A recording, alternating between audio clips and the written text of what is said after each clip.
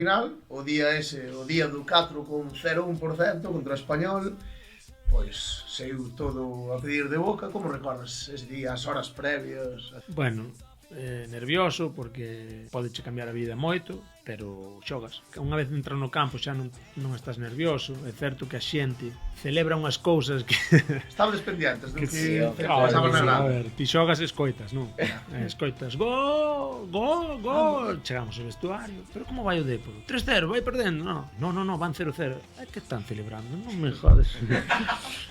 Claro, celebraban resultados outros que a Real necesitaba gañar. Nós como marcamos o gol rápido na primeira parte, íbamos 1-0, sufrindo, o Español tiña a Sergio García, que tamén pegalle de todos lados. E ao final eso, que ninguén quería decir o Dépor acabou, perdeu, nos salvamos, nada, estábamos todos así, a ver, que pasou? Falábamos co banquillo, o banquillo non quería decir nada. Hasta que un dixo, estamos en primeira. Buah.